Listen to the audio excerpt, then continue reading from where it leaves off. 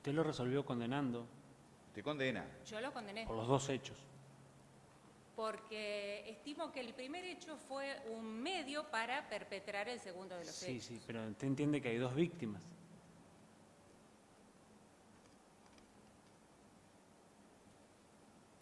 El padre, Miguel, y el tío Alberto. Desde la perspectiva del... Acérquese al micrófono, por Sí. favor, si le agrada. Ellos inducen al padre a la suscripción de ese documento A ver, engañoso. a lo mejor esto la A puede ver, ayudar, doctora. No estamos preguntando por quién es víctima del error, sino quién es víctima del hecho. Está claro que el padre es víctima del error.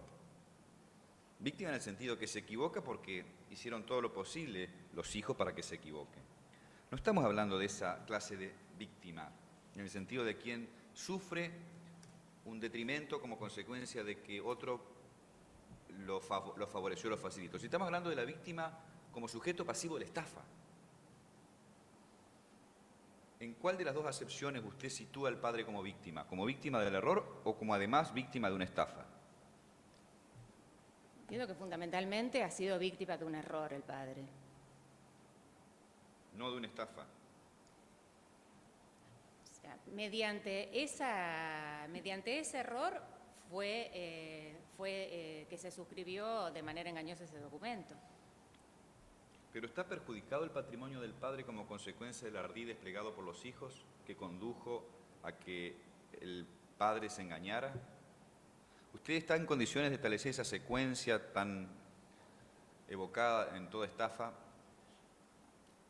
Fraude que causa error, error que causa detrimento. ¿Se verifica esta secuencia en el caso del patrimonio del padre? Está claro que hubo fraude y que hay error. Ahora, ese error dio como consecuencia un detrimento en el patrimonio del padre.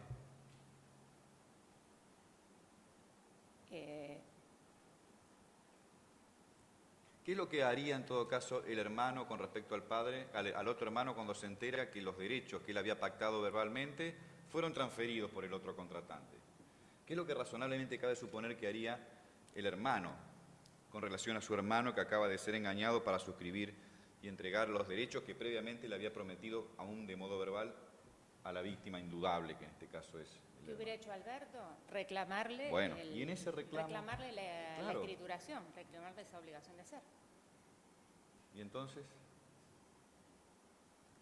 Y entonces, frente a ese reclamo de esa obligación de hacer, de suscribir esa escritura pública, es que ahí es donde ha sufrido el detrimento patrimonial Miguel, porque se dio ese 50% a sus hijos. Usted lo resolvió así como lo está explicando ahora, porque no nos ha quedado claro si usted tiene a una sola víctima como perjudicada o si tiene a dos.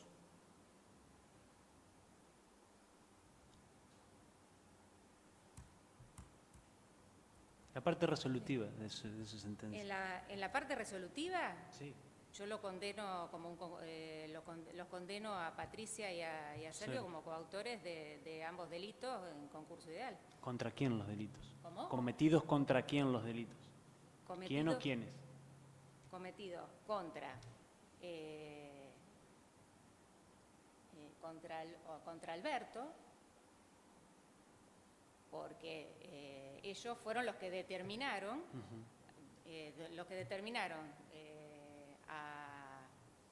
a Miguel a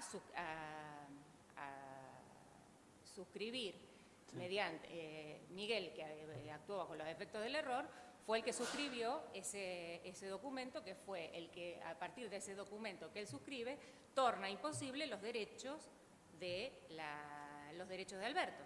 Y al tornar imposible los derechos de Alberto, permítame que siga usted, Alberto seguramente va a reclamar al hermano. Y en ese reclamo, ¿no le parece que habrá de perjudicarlo también? A Miguel. ¿Es sujeto pasivo de estafa Miguel o no? Al final del camino, Sí, como si fuera una parábola, todo parece que en el escenario, en el centro del escenario hay una víctima que todos reconocemos. ¿Quién es? El hermano del que firmó.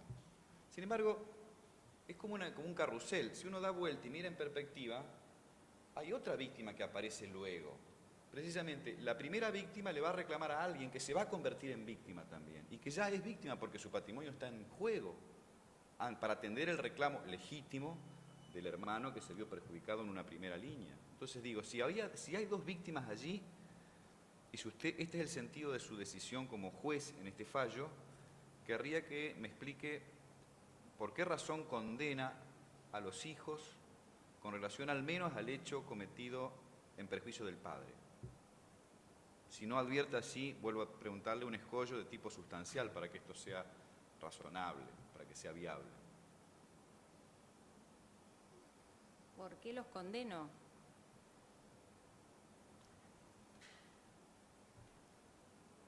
Porque a partir... Porque Miguel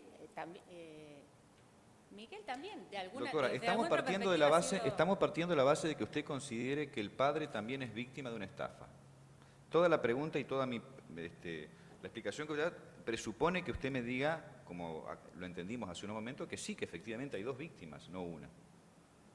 Si usted me dice hay dos víctimas, cada una con su patrimonio afectado, entonces yo le pregunto, respecto de la víctima padre, ¿por qué condena a los hijos descuidando que hay un escollo de orden sustantivo para que esto resulte Sí. atendible? que es la excusa absolutoria. Eso es. Hay allí un impedimento material, ¿no? Un eximente por el vínculo Sí, con relación al padre. respecto del padre, es verdad, es la excusa absolutoria. Claro. ¿Qué clase de eximente es la excusa absolutoria? En su concepción, ¿no? La excusa absolutoria es un eximente, una condición eximente de punibilidad. ¿Se lo ubica en qué categoría entonces? Desde la perspectiva de la punibilidad exclusivamente. O sea, el hecho existió, pero no es punible respecto en ese caso. ¿Y podría la sentencia, al declarar operativa la excusa absolutoria, pronunciarse sobre la culpabilidad de los hijos para con el padre y abstenerse solamente de aplicar pena? Sí. ¿Cuál sería la resolución correcta? ¿Absolverlos No. o dictar una sentencia declarativa? En el caso de considerarse que está la excusa absolutoria presente, el hecho existió. Es típico, antijurídico y reprochable, pero no se le puede aplicar pena. Sí, ¿usted aplicaría únicamente la pena de ejecución, la pena de prisión, en ejecución condicional, o alguna otra? Si yo no hubiera estado ceñida por la pretensión punitiva del Ministerio Público Fiscal, ¿cuál es la pena que hubiese aplicado en el caso? ¿Usted me está preguntando?